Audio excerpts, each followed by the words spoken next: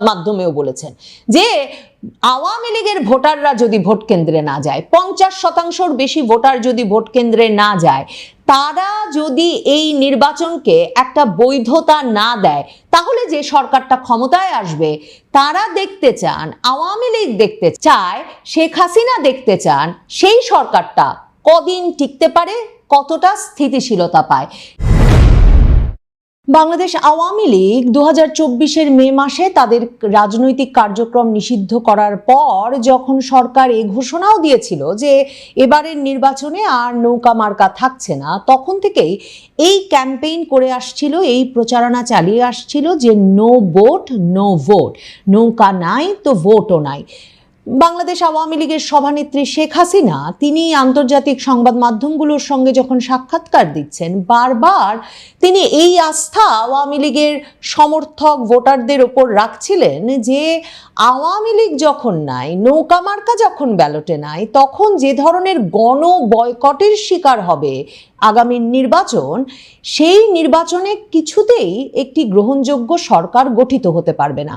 এই mass boycott বা গণ বয়কট সৃষ্টি হবে আওয়ামী লীগের ভোটারদেরকে বাইরে রাখার মাধ্যমে, এই কথাটা বারবার শেখ হাসিনা উল্লেখ করছিলেন। শেখ হাসিনা বলে আসছিলেন, আওয়ামী লীগ নেতৃবৃন্দ বলে আসছিলেন যে যখন একদিকে আওয়ামী লীগেরই 35 থেকে 40% ভোট নিশ্চিতভাবে আছে, তখন ওয়ার্কার্স পার্টি, জাসদ, এমনকি জাতীয় পার্টিকেও যখন ভোটের বাইরে রাখার পুরো ব্যবস্থা করে ফেলা হয়েছে, তখন আসলে বাংলাদেশের জনসংখ্যার 50% পছন্দের মার্কাগুলোর কোনো উপস্থিতি থাকছে না ব্যালট পেপারে। কাজেই যে ভোটে 50% মানুষের প্রিয় মার্কা নাই, সেই ভোটে কেনই বা মানুষ ভোট দিতে যাবেন, সে প্রশ্ন বারবার আওয়ামী লীগ নেতৃবৃন্দ তুলছিলেন।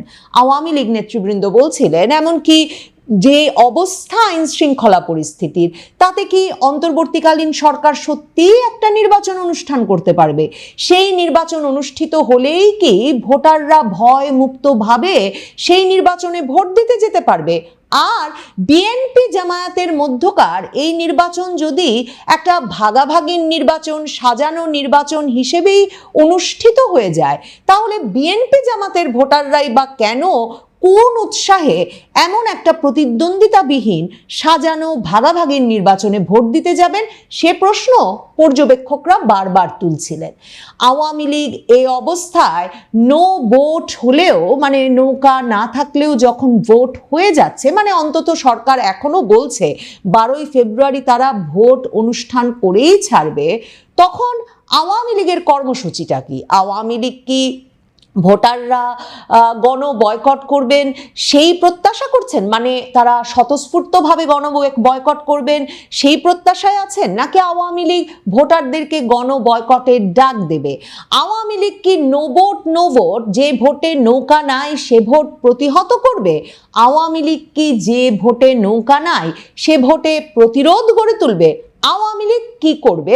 এই নিয়ে যখন একটা কৌতূহল তীব্র হয়ে উঠছিল, এমনকি আওয়ামী লীগের ভোটার সমর্থকদের মধ্যে, যে আওয়ামী লীগের নির্দেশনাটা কি। কারণ আওয়ামী লীগ সভানেত্রী শেখ হাসিনা বলেছেন, এবং আন্তর্জাতিক সংবাদ মাধ্যমেও কয়েক দফায় তিনি এই কথাটা উল্লেখ করেছেন, যে এই যে ইউনূস সরকার কিংবা বিএনপি জামাত কিংবা ছাত্রদের নতুন দল, তারা যে একেবারে ঐকমত্যে পৌঁছেছে যে কিছুতেই আওয়ামী লীগকে নির্বাচন করতে দেওয়া হবে না, তার একমাত্র কারণ হচ্ছে তারা জানে আওয়ামী লীগ যদি 2024-এর 5ই আগস্টে আওয়ামী লীগ সরকারের পতন ঘটানোর পরেও এখনো যদি নির্বাচনে অংশ নেওয়ার তাদের অনুমতি থাকতো, তাদেরকে যদি নির্বাচনে অংশগ্রহণ করতে দিত এই অন্তর্বর্তীকালীন সরকার এবং তাদের পক্ষের এই রাজনৈতিক দলগুলো, তাহলে শেষ পর্যন্ত আওয়ামী লীগই আবারও নির্বাচনে জয়ী হয়ে আসতো।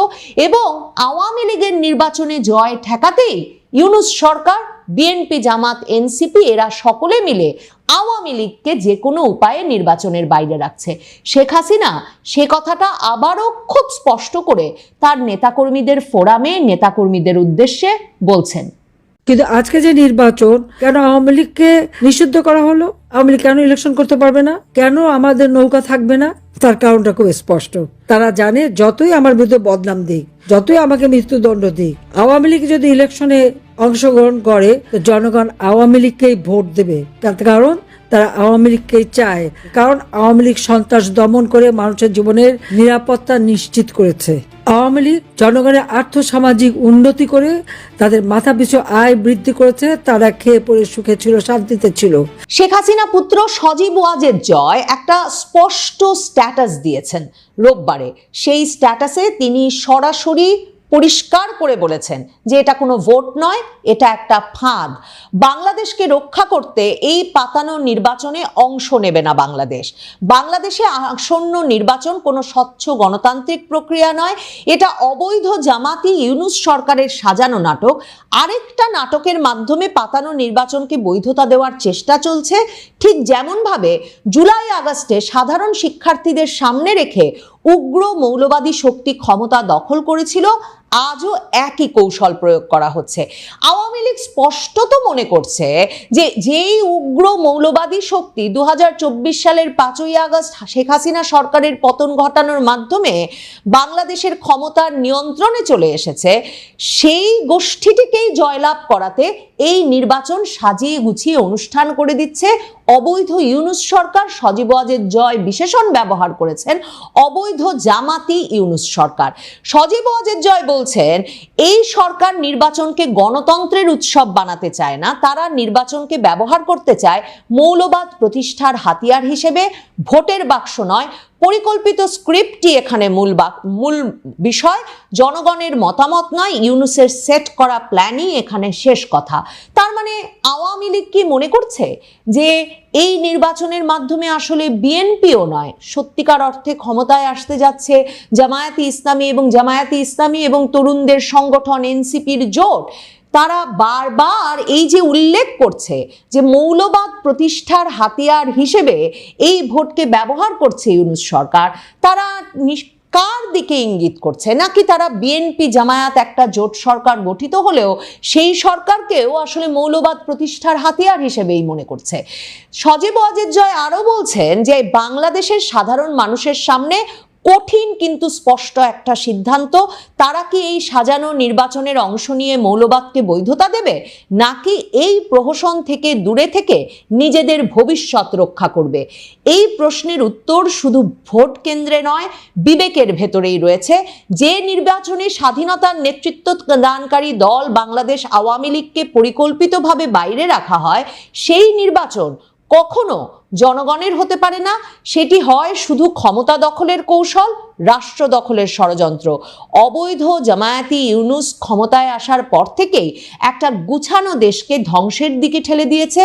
মৌলবাদ ও জঙ্গিবাদের জন্য জায়গা তৈরি করাই এখন তাদের মূল লক্ষ্য। তার মানে আওয়ামী লীগ প্রকৃতার্থেই ভাবছে যে দেশটা দখল হয়ে গেছে এবং এই দেশ দখলের ষড়যন্ত্র থেকে দেশকে রক্ষা করার দায়িত্ব, কর্তব্য এবং সুযোগ আছে এই ভোট কেন্দ্রে না যাওয়ার মাধ্যমে বাংলাদেশের জনগণের। কারণ সজীব ওয়াজেদ জয় তার স্ট্যাটাসে এটাও লিখছেন যে দেশের প্রতিটি বাবা মায়ের দায়িত্ব তাদের সন্তানের জন্য একটা নিরাপদ উন্নয়নশীল বাংলাদেশ নিশ্চিত করা। সেই দায়িত্ব পালন করতে হলে মৌলবাদকে না বলতে হবে, জঙ্গিবাদকে না বলতে হবে, আর এই পাতানো নির্বাচনকেও না বলতে হবে। শেখ হাসিনা তার নেতাকর্মীদের সঙ্গে এখন যে সব বক্তব্য রাখছেন সেখানে সরাসরি বলছেন যে তারা যেন ভোটারদেরকে এই অনুরোধ আহ্বান জানান যে যাতে যারা নৌকা মার্কা ভোটার তারা ভোট কেন্দ্রে না যায়। এবং শেখ হাসিনা পরিষ্কার করে এটাও বলছেন, যে কথাটা তিনি কিন্তু আন্তর্জাতিক সংবাদ মাধ্যমেও বলেছেন, যে আওয়ামী লীগের ভোটাররা যদি ভোট কেন্দ্রে না যায়, 50% বেশি ভোটার যদি ভোট কেন্দ্রে না যায়, তারা যদি এই নির্বাচনকে একটা বৈধতা না দেয়, তাহলে যে সরকারটা ক্ষমতায় আসবে তারা দেখতে চান, আওয়ামী লীগ দেখতে চায়, শেখ হাসিনা দেখতে চান সেই সরকারটা কদিন টিকতে পারে, কতটা স্থিতিশীলতা পায়। শেখ হাসিনা কি বলছেন শুনে আসি। হ্যাঁ, আমাদের কষ্ট হচ্ছে, আমাদের নেতাকর্মীদের কারো ঘর নাই, বাড়ি নাই, বাড়িতে থাকতে পারে না, পরিবারের সাথে দেখা করতে পারে না, চিকিৎসা নিতে পারে না, তার উপর তাদের অত্যাচার নির্যাতন যেভাবে গায়ে হাত তুলছে, কারা কারা করছে সমস্ত নাম তালিকা করে রাখতে হবে। আর আমার বিরুদ্ধে তো একটা তো হচ্ছে প্রায় 400-র উপরে মামলা, আমি হত্যা করেছি, তার উপর আবার মৃত্যুদণ্ড দিয়েই দিয়েছে। এখন আর ভয় কিসের? ওই শাস্তি তো পেয়ে গেছে, এবং ওই নির্বাচনে সবাইকে বলে দিতে হবে জনগণকে যে আপনাদের ভোট কেন্দ্রে যাওয়ার দরকার নেই, ভোট তো ওরা নিজেরা ঘোষণা দিয়ে নেবে, তারপরে তাদের নির্বাচনের কি হয় সেটা আমরা দেখব। এরপরে সরকার গঠন কারা করে আর কিভাবে চলে সেটা আমরা দেখব। জনগণকে এ ব্যাপারে শক্ত থাকতে হবে।